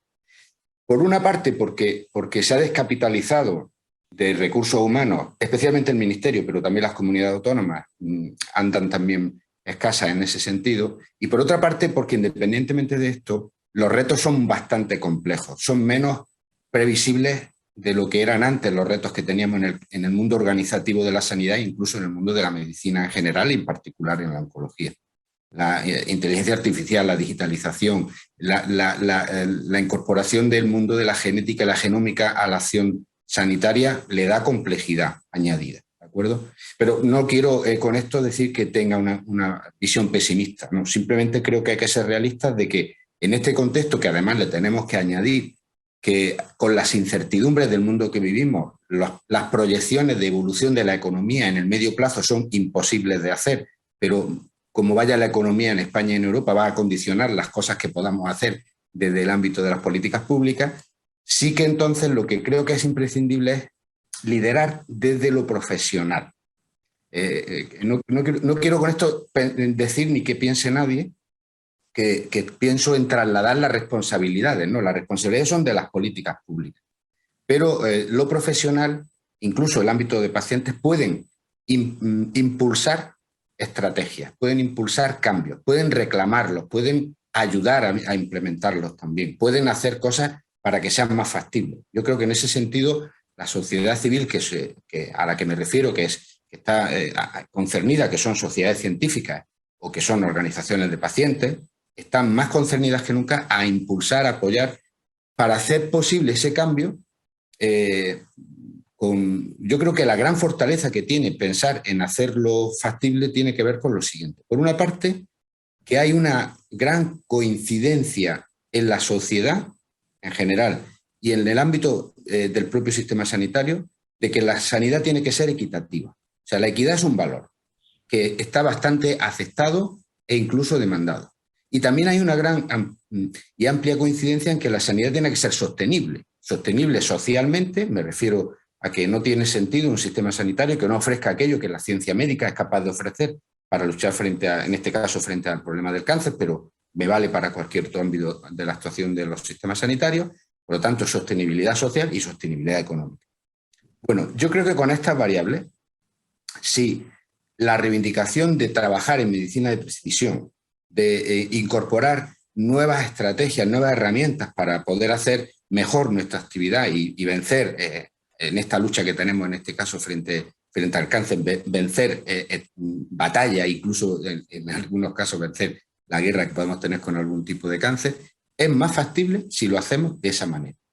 ¿Por qué? Porque es imprescindible que se vaya produciendo ese cambio, haciendo factible que la equidad no se resienta y haciendo factible que la sostenibilidad sea real. Y tiene que estar además planteado de una manera dinámica, porque en parte la sostenibilidad del sistema sanitario está condicionada por la evolución de la economía y por lo tanto el pronóstico de cómo va a ser la economía en el futuro no lo podemos hacer con precisión y además qué herramientas tecnológicas vamos a tener para la lucha frente al cáncer y qué coste van a tener tampoco lo podemos hacer con precisión hoy. Eso por lo tanto requiere una visión estratégica, que es donde yo creo que hay una cierta debilidad hoy del sistema sanitario que tiene que ser reforzada de esta manera. Entonces me parece importante tener claro este tipo de elementos que estoy comentando, porque creo que no es factible ganar este desafío si no es todo junto, sin dejar de reivindicarle al otro lo que tengamos que reivindicarle, sea los profesionales a la administración a los profesionales, a los pacientes a los profesionales, o a los profesionales a los pacientes, sin dejar de reivindicar nuestra aportación, pero sobre todo teniendo claro que en este caso el desafío es tan grande que si no lo hacemos todos juntos probablemente no venga solo de la mano de las políticas públicas. Esta es la visión que yo tengo, porque a diferencia de lo que yo he vivido en los años 80, 90 y 2000, estaba más en manos de las políticas públicas los cambios y las orientaciones estratégicas, siempre era su responsabilidad y lo sigue siendo, pero estaba más en sus manos y yo creo que hoy no está tanto en sus manos. Y luego termino queriendo hacer valer la importancia que tiene que muchas de estas estrategias pueden tener un gran potencial de cambio y de implementación si las hacemos en un marco de Europa. La concreción será la que sepamos hacer o podamos hacer. Pero Europa junta nos puede dar posibilidades incluso de aprovechar buenas prácticas o incluso de eficiencia a la hora del coste de las tecnologías. Perfecto, José. Fíjate, voy a hacer un paso atrás, porque de alguna forma la medicina de precisión arranca de un pilar que es la secuenciación masiva y de otro pilar que es el análisis de esa secuenciación masiva. Y de alguna forma a eso, nos dirigimos. Pero en el contexto actual, hoy, ahora mismo, existe una realidad que vivimos y es la del diagnóstico molecular. Fíjate, prácticamente diana a diana, es decir, buscando un número de dianas limitado, concreto, por tumor, no de forma masiva, pero incluso en ese contexto de diagnóstico molecular dirigido, donde frente a cada una de estas distintas dianas tenemos un fármaco que se ha demostrado claramente que implica un beneficio clínico. Y en este diagnóstico molecular simple, sencillo, la foto actual es que este diagnóstico molecular en mucha parte pivota en apoyo de la empresa farmacéutica. ¿Cómo crees que ahora en este momento, quizás como si fuera un paso previo a esa oncología de precisión, cómo ves que deberíamos de alguna forma plantear un cambio estratégico, un cambio organizativo, una incorporación de ese diagnóstico molecular que muy levemente, muy poco a poco se va trasladando a la práctica clínica, pero que como vemos en el día a día nos beneficia el apoyo que nos da la empresa farmacéutica? ¿Crees que este diagnóstico molecular de forma ordenada, de forma equitativa, tiene que ser desde luego ya una realidad indiscutible en el contexto de la sanidad de nuestro país? Totalmente de acuerdo, sin duda. No podemos conformarnos con la situación actual, donde el acceso al diagnóstico molecular no está garantizado en términos de equidad y probablemente tampoco en términos de eficiencia, porque este es un aspecto donde es difícil conocer exactamente qué coste tiene también para el sistema sanitario la actual forma en la que se está teniendo acceso, por supuesto desigual, al diagnóstico molecular, ¿vale? Por lo tanto, la primera cuestión es ser consciente de que ya es una herramienta imprescindible para una buena práctica clínica y que eso se traduce, cuando se hace bien, en una mejor respuesta asistencial, en una mejor evolución de la patología y, por supuesto, en una mejor calidad de vida. Por lo tanto, siendo esto así, no podemos conformarnos con la situación actual. Tenemos que ver cómo hacemos posible que esto forme parte de la cartera de servicios, ¿vale? Pero hay que entender también que la manera en la que esto se haga en realidad y la manera en la que puedan tener acceso a la petición de este tipo de pruebas en los diferentes hospitales o servicios sanitarios o profesionales, tiene que ser muy, ¿cómo lo diría? Tiene que tener mucha base científica, tiene que ser muy ordenada también, para que no disparemos, no matemos moscas a cañonazos, para que me entendáis. Tiene que ser también muy rigurosa. Se hace el diagnóstico a aquellas personas, en aquellas condiciones donde se considera que es imprescindible para un diagnóstico preciso y para un tratamiento muy preciso y para una buena calidad asistencial. Pero también hay que ver qué impacto económico tiene eso y el resultado en salud tendría que verse compensado para, de alguna manera, de la misma forma que el no resultado en salud tendría que verse reflejado en la cuenta, digamos, de resultados de los profesionales, los servicios sanitarios, los hospitales. Quiero decir con esto que ahí hay un trabajo que hacer que no me parece especialmente complejo, pero que sí que sería ahora mismo para mí una prioridad. Tú cuando has dicho, Jesús, que ibas a dar un paso atrás en la reflexión, es que yo creo que es más prioritario esto que lo otro. Lo otro es muy prioritario, pero sabemos que lleva un proceso mucho más largo, mucho más costoso, mucho más complejo, ¿no? Y desde ese punto de vista me parece que, volviendo un poco a los puntos que yo planteaba de que tenemos que trabajar juntos por la equidad y la sostenibilidad, aquí hay un ejemplo claro de equidad y de sostenibilidad donde todos nos podemos comprometer. Y esto, y ya termino, me parece que también implica a las compañías y a las empresas farmacéuticas o a las empresas de tecnologías que tengan esta tecnología disponible, en el sentido de que yo siempre que hago reflexiones de este tipo me reitero y me vuelvo a confirmar a mí mismo la importancia que tiene los abordajes para los costes, ya, por supuesto para la equidad no es igual de importante, pero para los costes de las intervenciones en salud, de la construcción de una respuesta asistencial, las posibilidades que nos da el marco europeo. Creo que es muy importante aprovecharlo porque permite con más posibilidades los retornos que son convenientes y a los que pueden aspirar sin ningún problema las empresas que hacen inversión en investigación, pero lo pueden hacer a un coste mucho más sostenible para la sociedad, porque vamos a una situación donde por evolución puramente demográfica pero también porque va a haber cambios que van a condicionar incluso el modelo productivo de las sociedades en las que vivimos, vamos a una sociedad donde los recursos van a ser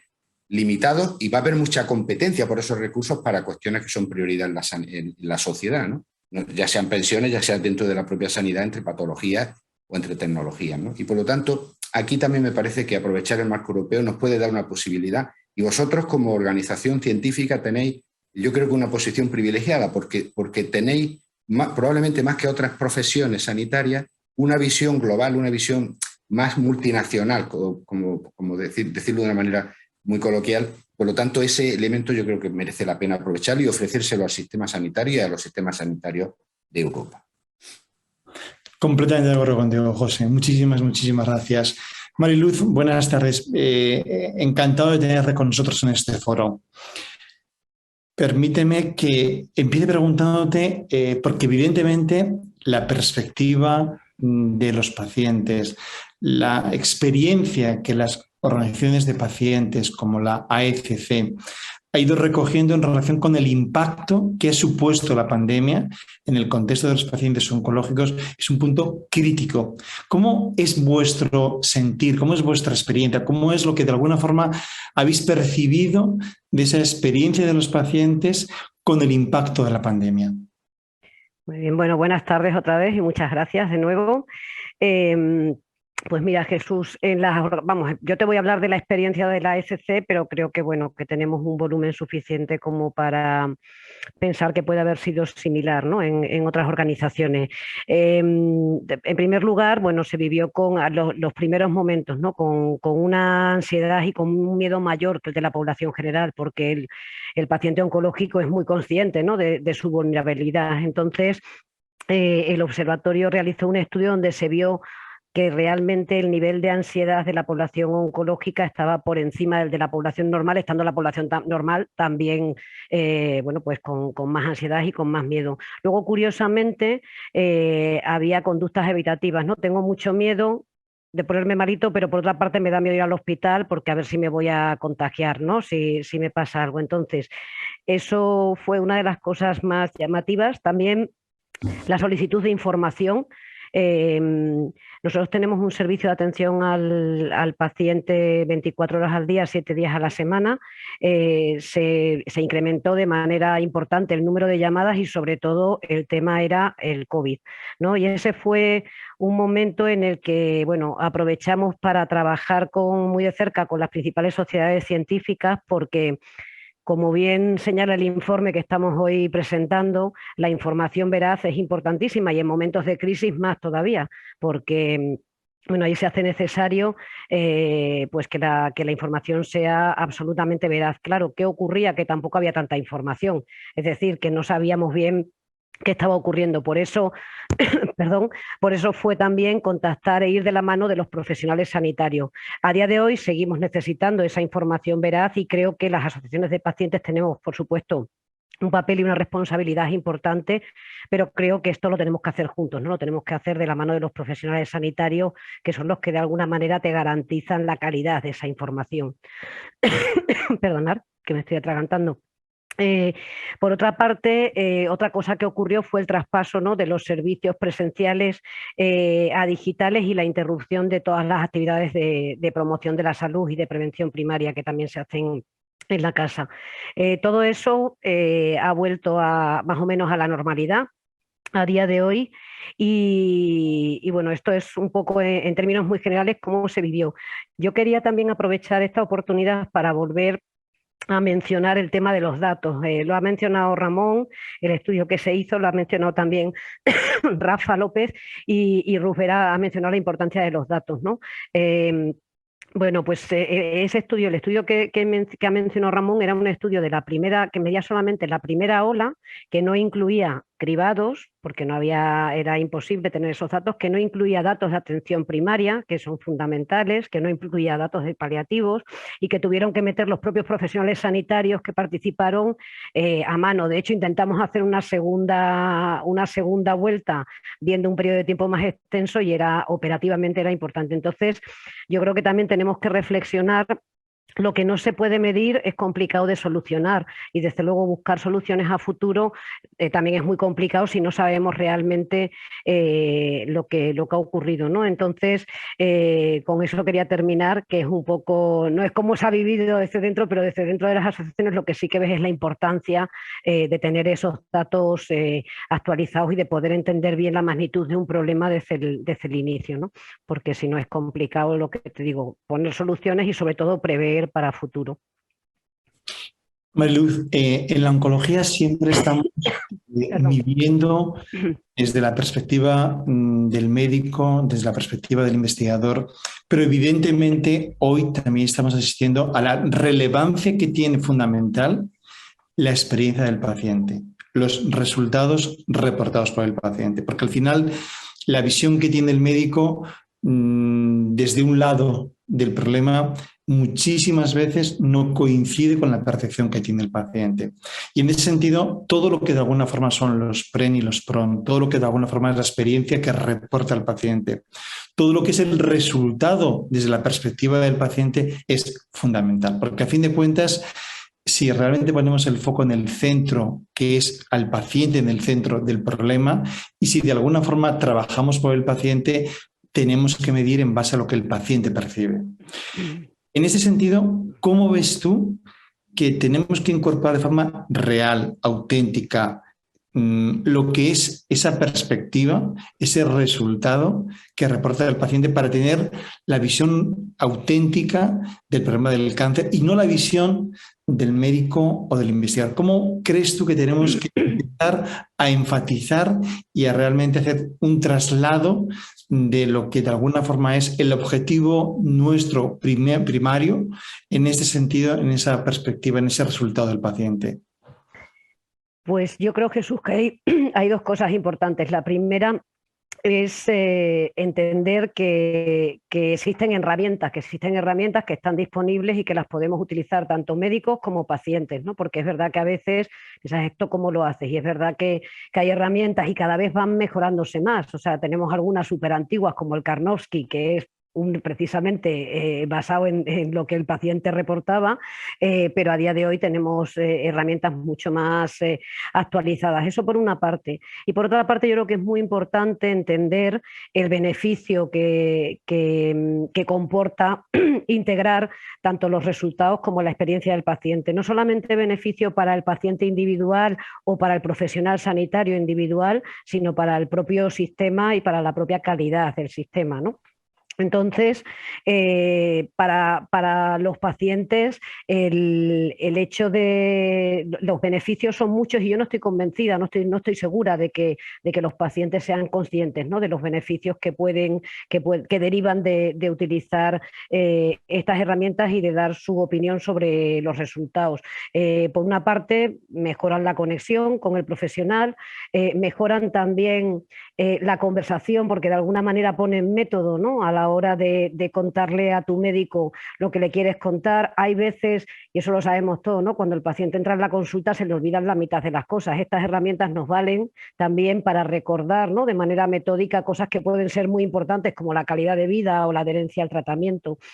Y al profesional sanitario también le viene muy bien el uso de estas herramientas porque también pone método y pone foco en cosas que son importantes para el resultado final y que a veces se olvidan, ¿no?, de alguna manera. En cuanto a esto serían los resultados. En cuanto a la experiencia, yo creo que es una manera clara de mejorar la calidad del servicio. Y volviendo a tu pregunta, ¿por qué tendríamos que hacer? Pues yo creo que tenemos que entender un poco cuáles son las barreras, ¿no? ¿Por qué no se está haciendo? Porque no conocemos las herramientas, porque no sabemos, no vemos claramente el beneficio, no se está haciendo como nos gustaría que se estuviera haciendo, ¿no?, que se debería hacer más. Pero también hay otra serie de problemas, ¿no?, o de barreras. El tiempo, es decir, pasar una escala a un paciente requiere un tiempo en la consulta que a veces no se tiene. Otro desafío son los temas administrativos. Hay herramientas que no puedes utilizar, o sea, no te las puedes descargar de internet y utilizarlas, tienes que tener permisos, cuestan dinero, eso como barreras que se me ocurran a mí así iniciales y que son donde probablemente tengamos que ir también a facilitar el uso de esas herramientas, es decir, entender que las herramientas existen, que el uso de las herramientas tanto de PRENS como de PRONS mejoran la asistencia al paciente, la calidad asistencial y la experiencia tanto del paciente como del propio profesional sanitario. Y luego entender, bueno, pues facilitarlo, ¿no? Lo que decimos, que sea fácil, que no sea un trámite, o sea, que no sea una pesadilla, ¿no?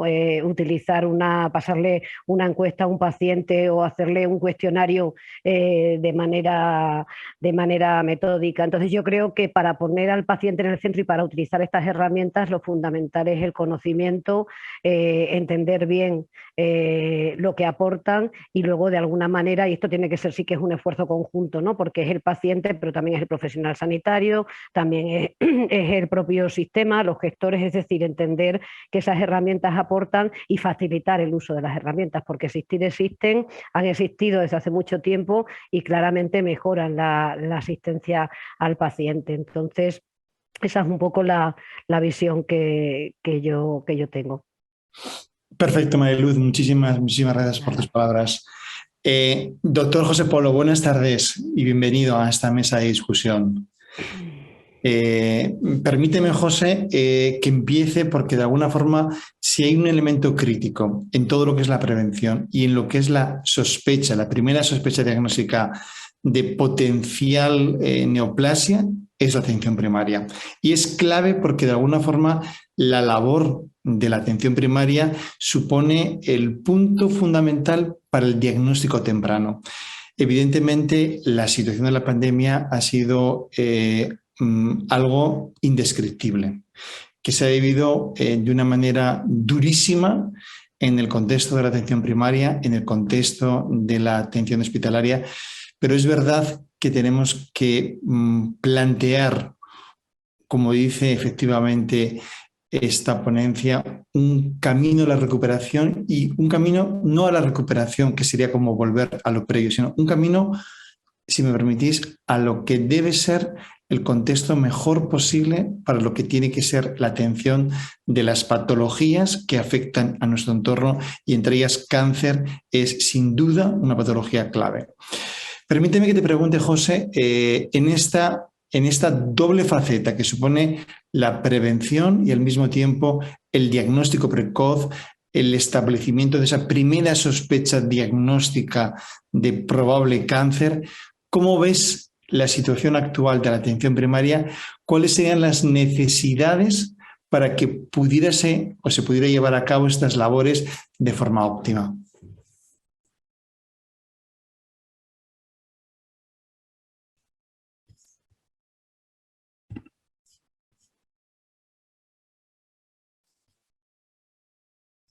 ¿José? No se le oye, estaba mutado. José, estás silenciado.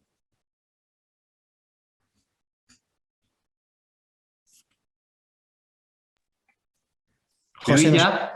Ahora sí. De acuerdo, sí. Había mutado. ¿Has oído mi pregunta? Sí. En primer lugar, disculpar, pero se había mutado, o desde allí o desde aquí se había mutado.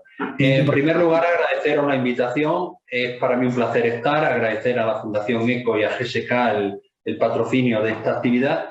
Y desde el punto de la atención primaria, la atención al paciente oncológico es un reto importante. Y creo que estamos y debemos hablar de soluciones.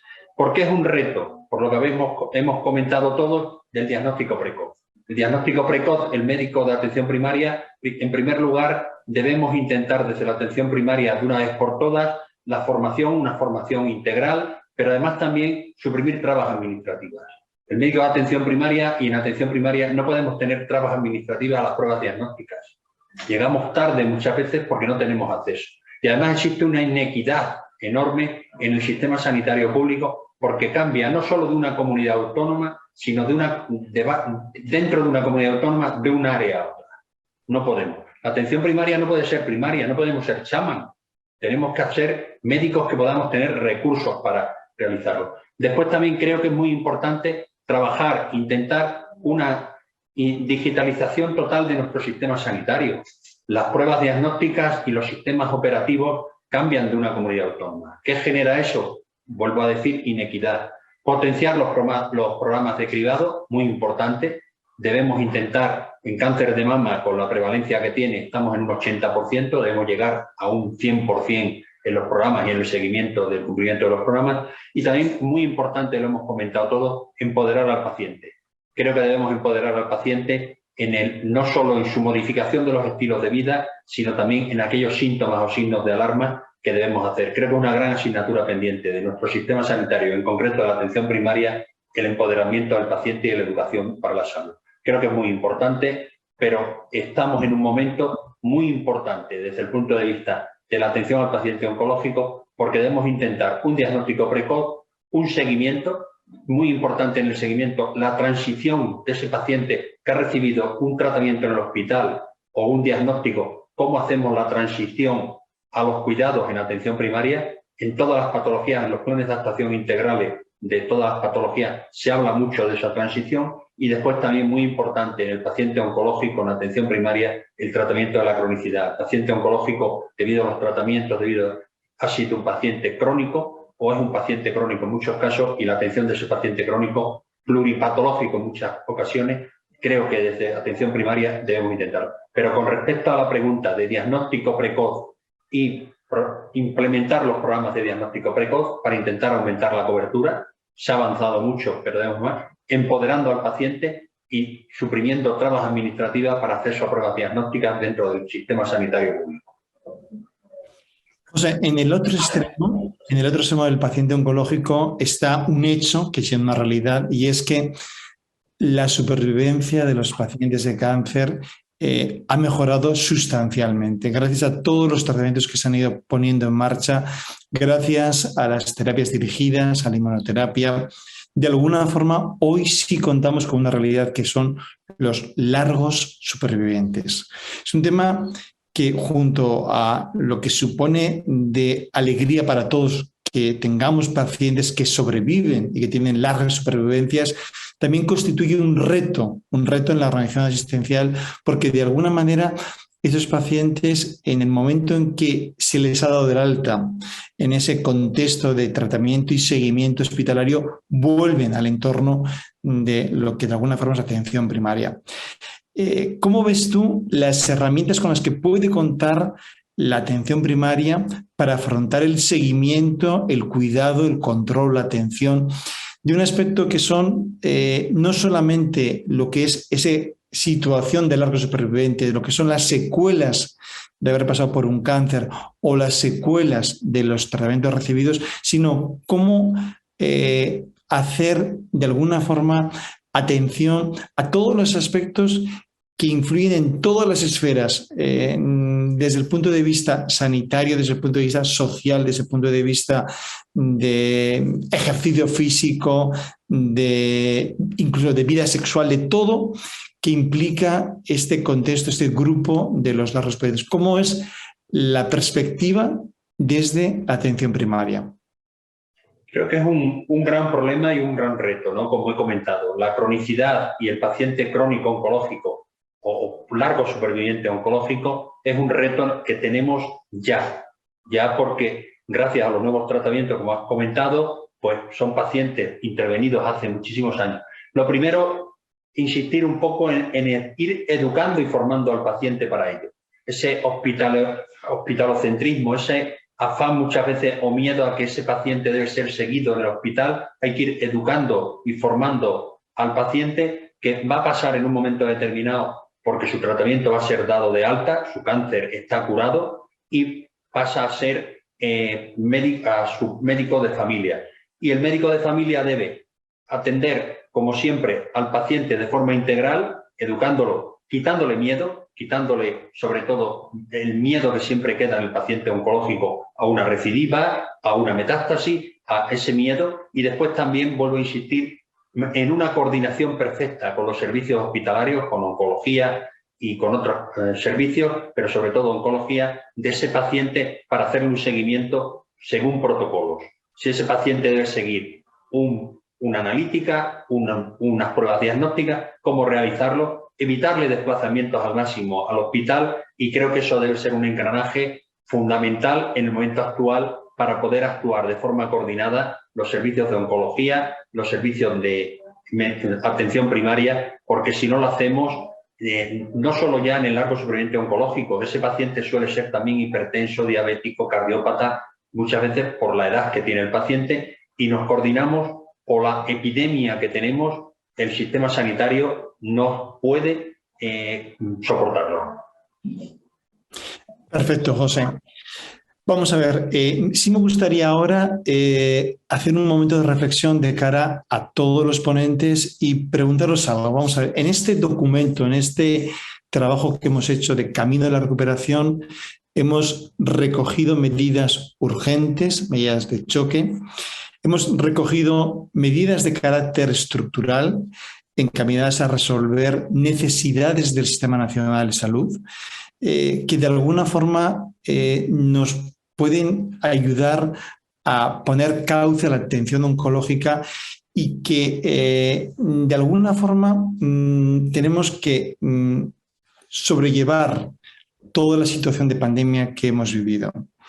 En este contexto de este tipo de medidas, como os digo, unas de más urgencia, unas de choque, otras estructurales, sí me gustaría preguntaros a todos vosotros, desde la perspectiva y la experiencia vuestra del día a día, y voy a empezar al revés, voy a empezar por ti, José Polo, y de ahí vamos para atrás, si me permitís.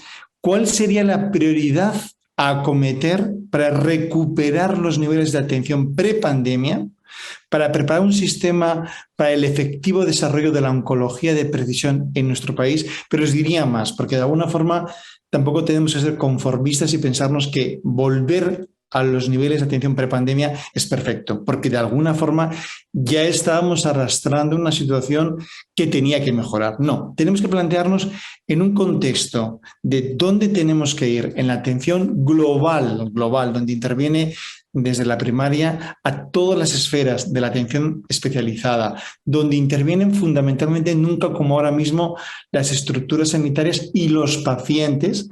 ¿Dónde pondríais la prioridad para acometer esta realización de ese sistema que permita la atención óptima del paciente con cáncer? José, y me refiero a ti. José Polo, por favor, empezamos por ti. Yo creo que, y lo hemos trabajado José Martínez Olmo, Pepe, en un documento de reconstrucción capitaneado por la sociedad que presido, por Semergen, y yo creo que es lo que llamamos en parte la gestión de la demanda asistencial.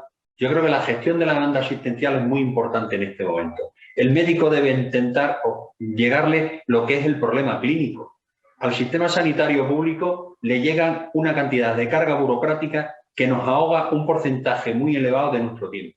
Entonces, esa gestión importante de la que es la demanda asistencial es fundamental.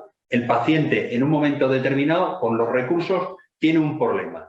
Y muchas veces lo vimos en plena pandemia. El problema que tenía el paciente no era la atención sanitaria de su patología clínica, era recoger un papel para no asistir a trabajar o un justificante.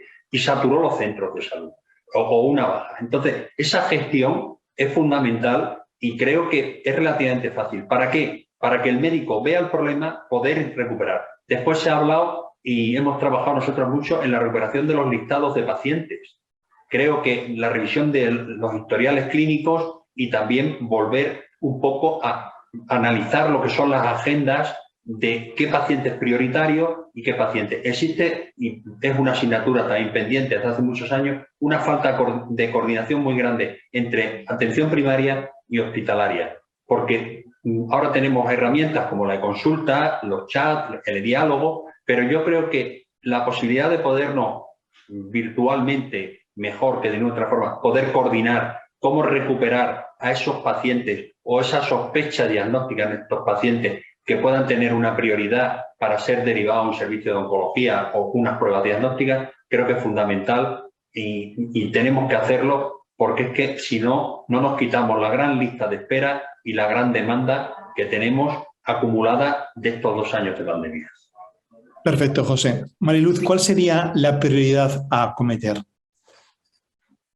Pues mira, yo tengo dos prioridades en mente. Una es recuperar esos pacientes perdidos, esos diagnósticos, ¿no? Que no se han hecho porque no se hizo el cribado en su día o que no han, o sea, acelerar de alguna manera la atención y la detección y atención de esos pacientes, y luego asegurar la equidad en la atención, en una atención de calidad. Y yo creo que eso pasa por una atención en red, porque es lo que hemos dicho, no todos podemos tener todo, o sea, pero lo que sí que tendría que ser es que cualquier paciente se diagnostique donde se diagnostique, siga un poco el mismo circuito diagnóstico, se le realicen la misma batería de pruebas y tenga las mismas posibilidades de tener no solamente el diagnóstico, sino el acceso al tratamiento, ¿no? Y yo creo que eso pasa pensando un poco a futuro también, ¿no? Porque es lo que tú decías, no es solamente volver a enero del 2020, yo creo que tenemos que mirar hacia adelante y creo que hay una cosa que es la realidad, y es que los recursos son limitados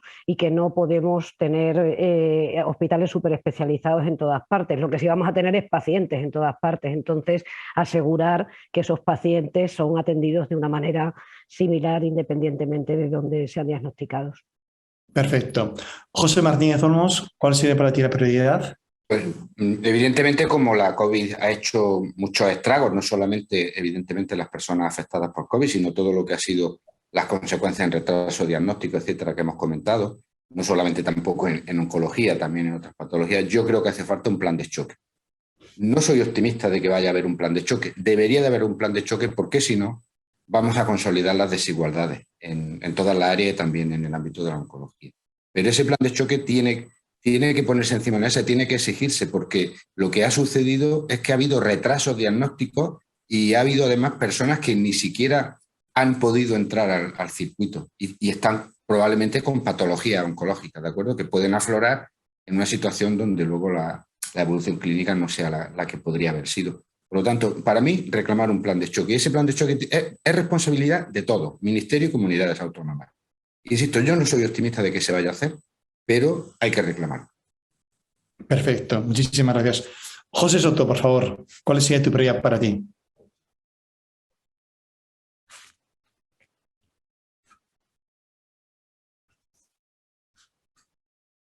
Ahora, creo que yo me apunto también a lo del plan de choque, porque creo que es urgente, como dice Pepe, que es urgentísimo porque hemos dejado de atender muchos pacientes ahí, porque hemos priorizado otros o porque han tenido miedo de venir a los hospitales, sobre todo durante la primera y segunda olas, y se nota mucho. Pero después, y yo dejaría casi en paralelo otro reto, que es el desarrollo de la gestión clínica en torno a los procesos de cáncer en los hospitales.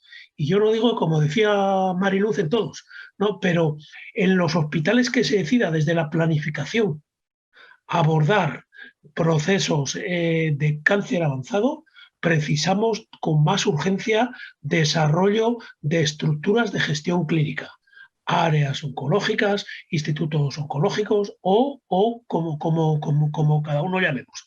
Pero eso urge para intentar llevar a cabo eficiencias en las propias estructuras, en los tiempos dedicados a los pacientes y en la tecnología fundamentalmente.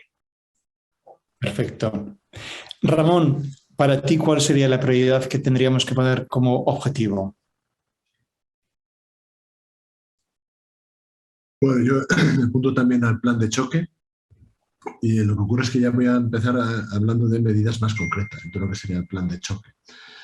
Serían, pues por ejemplo, uno es recuperar los circuitos asistenciales, es decir, hay que volver a meter a nuestros pacientes en lo que estábamos intentando todos, en esas guías clínicas, en esa vía clínica en la cual un paciente tiene una sospecha y de forma rápida pues pueda entrar al diagnóstico y al tratamiento como veníamos intentando hacer, ¿no? Que el médico de cabecera pueda derivar rápidamente a su paciente o hacer la primera aproximación diagnóstica y luego derivar rápidamente al paciente sin retrasos en este aspecto, y que luego los especialistas podamos también tener acceso a todas las medidas tanto diagnósticas como terapéuticas de forma inmediata, y que eso que se ha visto tan afectado durante los meses de la pandemia y que se ha ido recuperando muy poquito a poco, pues que se complete de una vez y lo tengamos todo en cuenta. Y después, como decía José, pues entrar en una segunda parte, José Soto en este caso, de Polo a Soto, pues también me apuntaría el buscar sistemas de eficiencia. Yo creo que es una de las cosas que también se han comentado. Hay que intentar que el médico, ahora que tanto se dice que faltan médicos y tal, yo creo que falta más eficiencia que médicos. Es decir, necesitamos que el médico no tenga que perder el tiempo en esos cauces administrativos que tanto nos cuestan, en tener que buscar a otro médico y no encontrarlo, y la cantidad de tiempo que se pierde ahí también es tremenda. Es decir, buscar sistemas de gestión sanitaria que eviten esas pérdidas, esas bolsas de ineficiencia que son tan abundantes en nuestro sistema sanitario. Y luego diría por el resto de las cosas que serían entrar en lo que sería lo que veníamos buscando desde el año 2019 hasta ahora, que sería entrar otra vez en el diagnóstico molecular, en el diagnóstico celular y en el acceso a los mejores tratamientos para nuestros pacientes con un acceso rápido a la innovación. Perfecto, Ramón, muchísimas gracias. Ruth, por favor, para ti, ¿cuál sería la prioridad? Pues yo me voy a volver al comentario de Europa. Yo creo que lo primero, la relevancia que pone Europa en esta enfermedad como prioridad en salud, con lo cual lo primero, que el cáncer esté en la agenda, esto es básico en la agenda política y en la agenda sanitaria.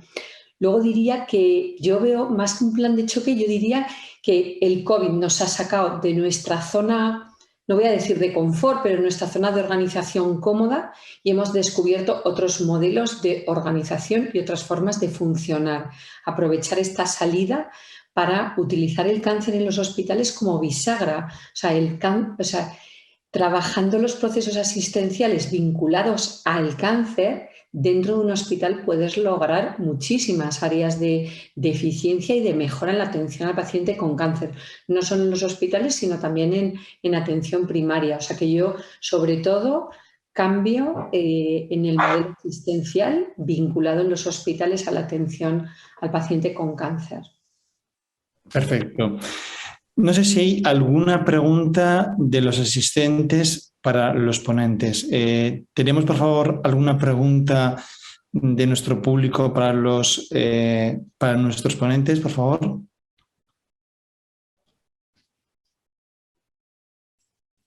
No sé si desde la organización nos pueden decir si hay algo que podamos de alguna manera trasladar a nuestros ponentes. Sí, Rafa, por favor. Yo haría una pregunta muy concreta. ¿Cómo influiríamos un poco más en los políticos, ya que todos nosotros, todos los que estamos aquí o otros profesionales estamos más o menos de acuerdo y llegamos a consensos con bastante facilidad? ¿Cómo transmitiríamos esto para que se ejecutara desde el nivel superior?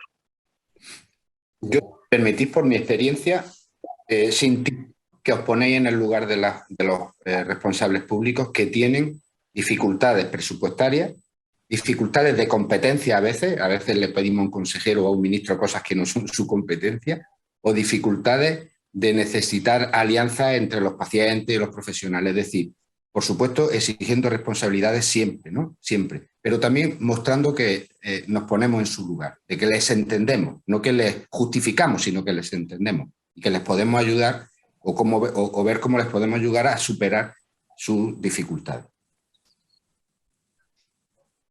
Perfecto.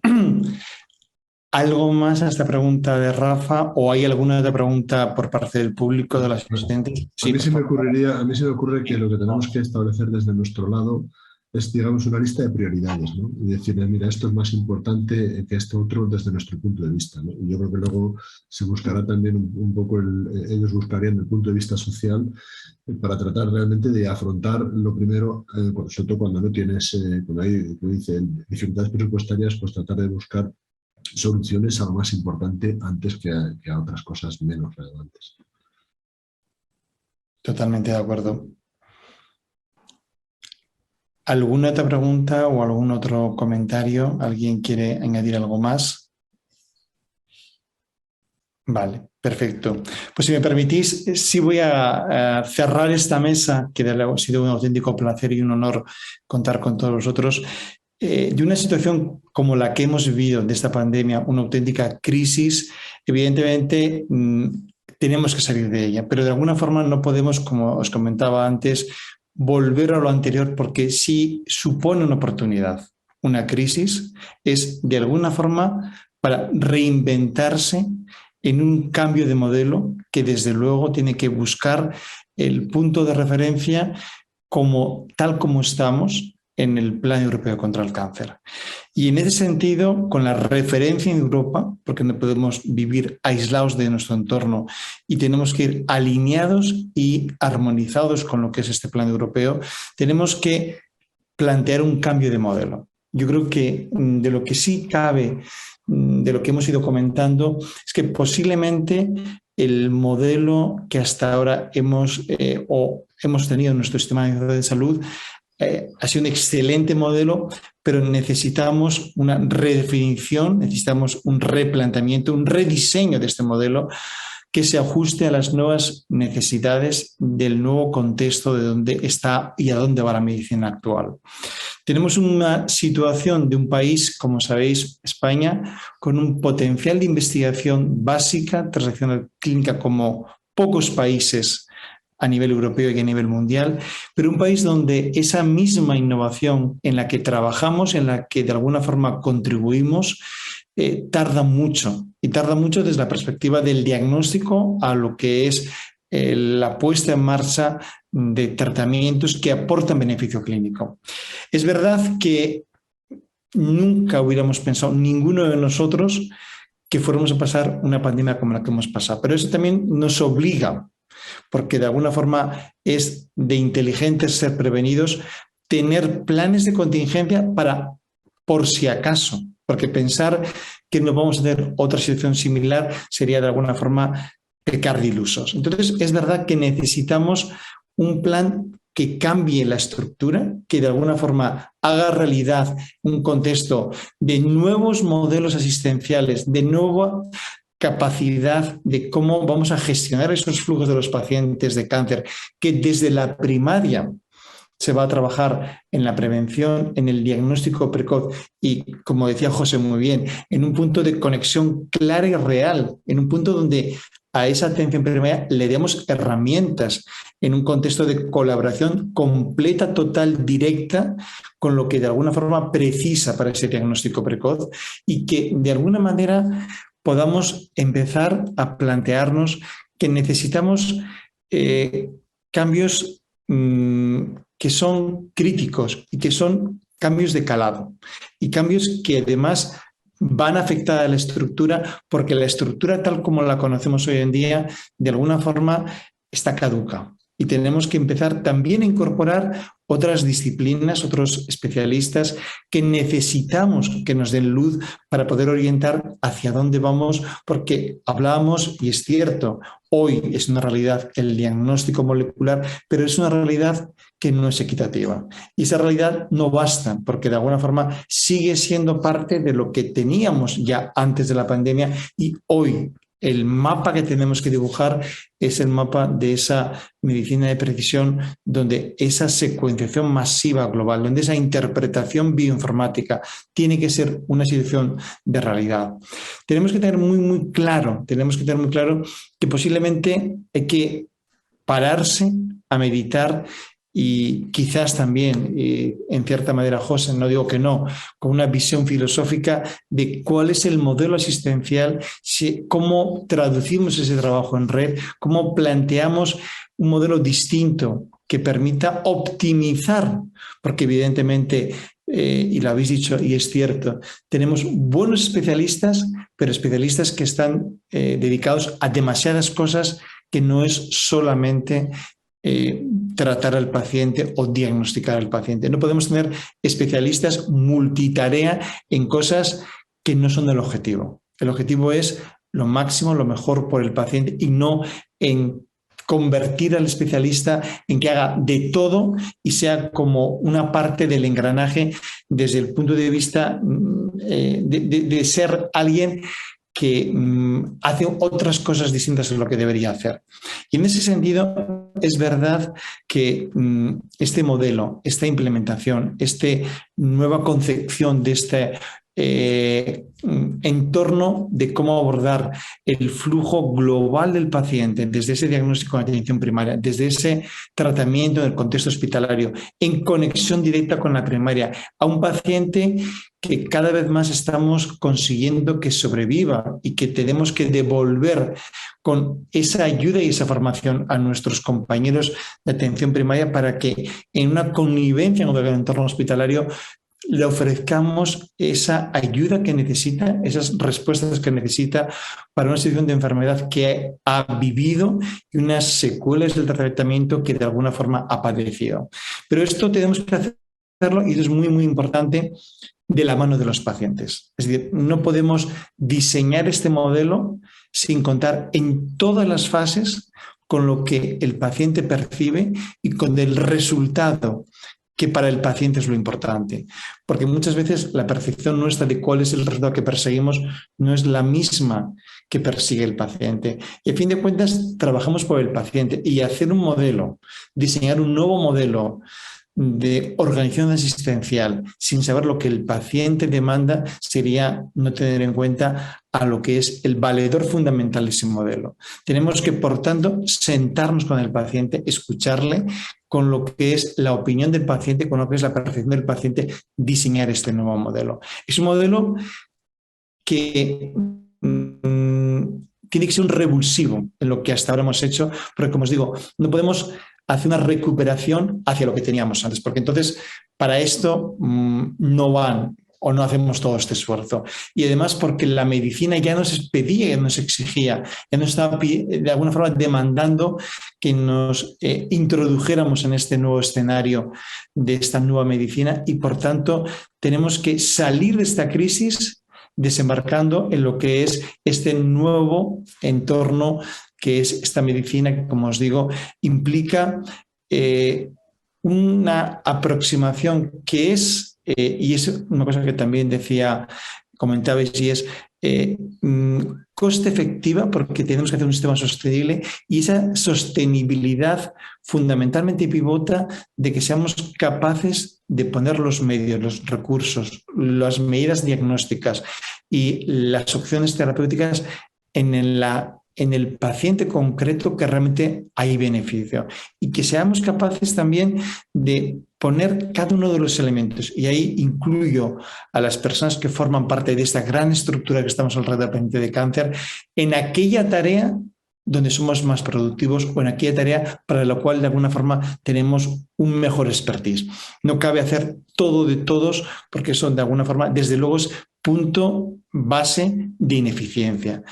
Con todo ello, yo os diría que es ilusionante este nuevo horizonte que se dibuja en lo que es la sanidad, el dibujo o el diseño de este nuevo modelo asistencial, que tiene que ser la razón para que con todas las fuerzas vivas, con todos los stakeholders que forman parte de esta iniciativa, hagamos realidad y de la mano del paciente lo que tiene que ser este futuro ilusionante, prometedor y de alguna forma esperanzador, donde estamos llevando a lo que es el diagnóstico y el tratamiento en cáncer.